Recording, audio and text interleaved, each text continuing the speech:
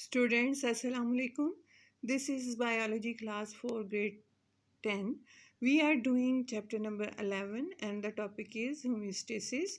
We are studying about disorders of kidney and we have done kidney stone. Today we are going to study other kidney failures. मतलब अब हम next पढ़ेंगे कि और kidney failure क्या होते हैं, उनकी वजह से क्या हो जाता है और उनकी ट्रीटमेंट कैसे होती है. After kidney stones, we are going to learn kidney or renal failure. First, you should know what is kidney failure. Kidney failure means a complete or partial failure of kidneys to function. मतलब या तो kidney पूरी तौर पे fail हो जाती है work करना या थोड़ा सा partial.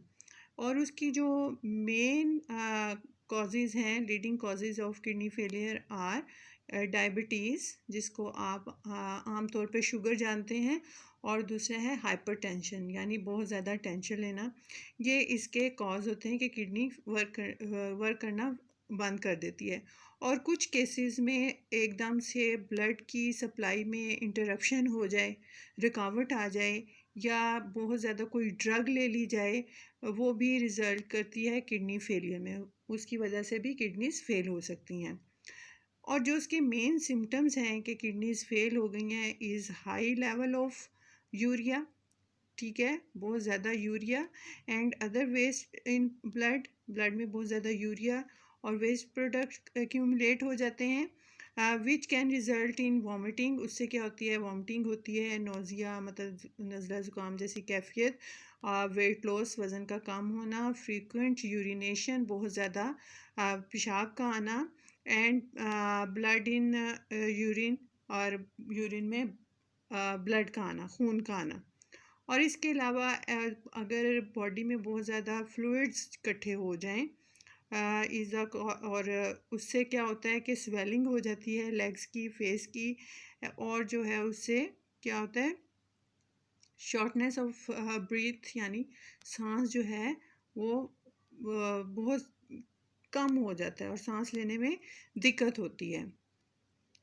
Next we will do the treatment of kidney failure, कि किस तरह से अगर किडनीज जो हैं they are not working properly we can treat them. First is the dialysis. और आजकल तो आपने बहुत ज़्यादा डायलिसिस का सुना होगा.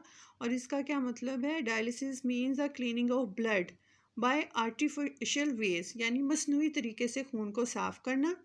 There are two methods of dialysis, दो मेथड हैं डायलिसिस के. First is the peritoneal dialysis.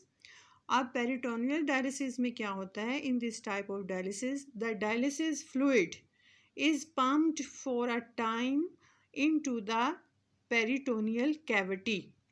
क्या है कि एक डायलिसिस फ्लूइड होता है आर्टिफिशियली, उसे क्या किया जाता है, पंप किया जाता है पेरिटोनियल कैविटी में.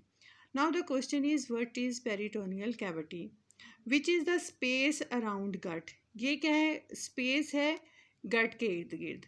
अब आपके माइंड में क्वेश्चन होगा what is a gut. So gut is a collection of organs. ये कुछ ऑर्गन्स हैं बॉडी में जिन्हें हम कलेक्टिवली गट कहते हैं.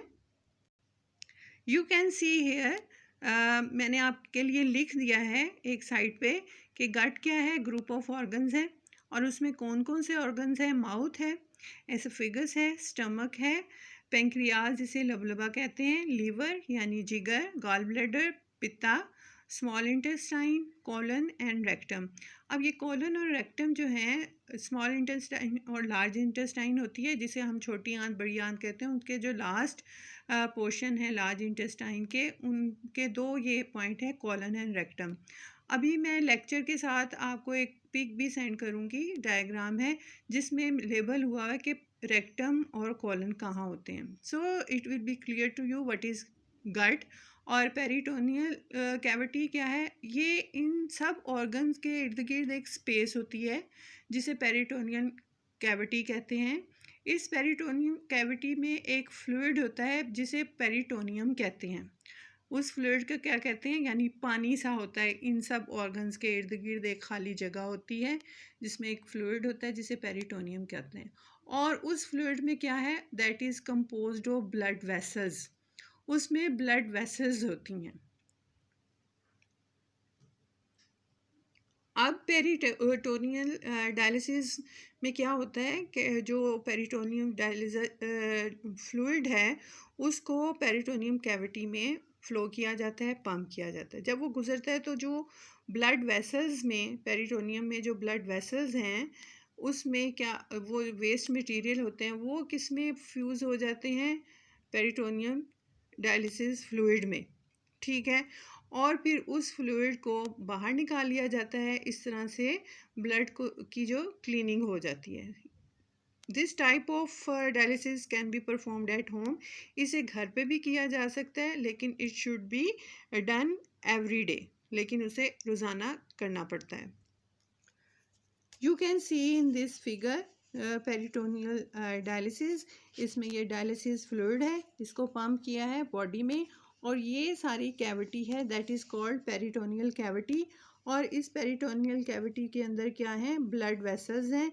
जैसे ये देखो पेरिटोनियम फ्लूइड और उसमें क्या है, ब्लड वेसल्स। ठीक है। अब जब ये डायलिसिस फ्लूइड इसको पंप करते हैं तो यहाँ आके ये ब्लड वेसल से वेस्ट मटेरियल ये देखें जो है वो उसके अंदर डिफ्यूज़ हो जाते हैं, एब्जॉर्ब हो जाते हैं, और फिर ये इसको ड्रेन बाहर कर दिया जाता है और अंदर जो है क्लीन ब्लड रह जाता है। ठीक है। Our next topic is the haemodialysis, और you can understand with the name. Whenever there is a word of hemo, it means it is related to the blood.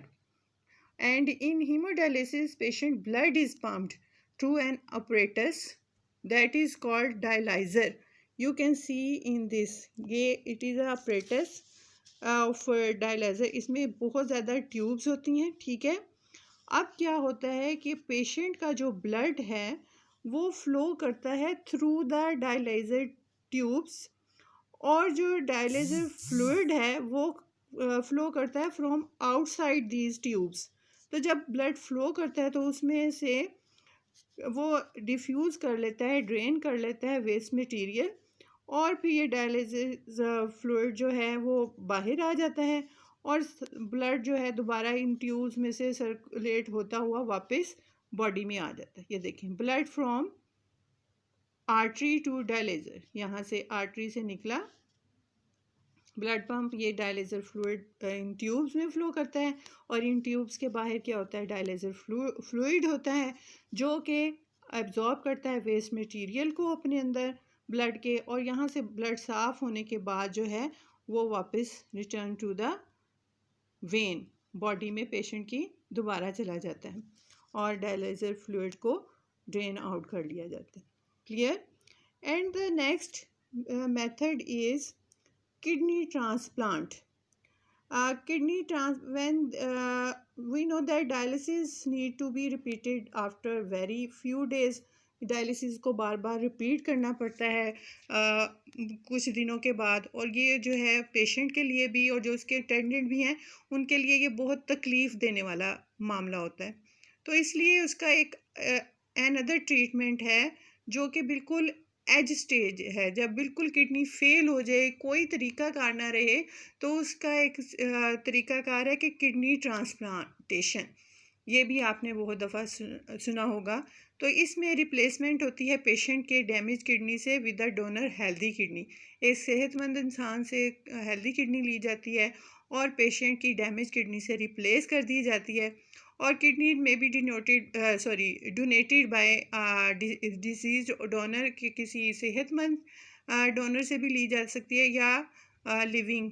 ठीक है। मतलब जो अक्सर होता है लोग अपना डोनेट कर देते हैं किडनी, और मरने से पहले उनसे भी ली जा सकती है, और हेल्दी पर्सन से भी ली जा सकती है, और वो रिलेटिव भी हो सकते हैं। और इससे पहले प्रोटीन मैच किए जाते हैं डोनर के और पेशेंट के, और अगर वो मैच करते हैं तो फिर डोनर किडनी को ट्रांसप्लांट किया जाता है पेशेंट की बॉडी में, और फिर उसको कनेक्ट कर दिया जाता है पेशेंट ब्लड के साथ और यूरिनरी सिस्टम के साथ। द एवरेज लाइफ टाइम जो है डोनेटेड किडनी का वो 10 से 15 ईयर्स तक है।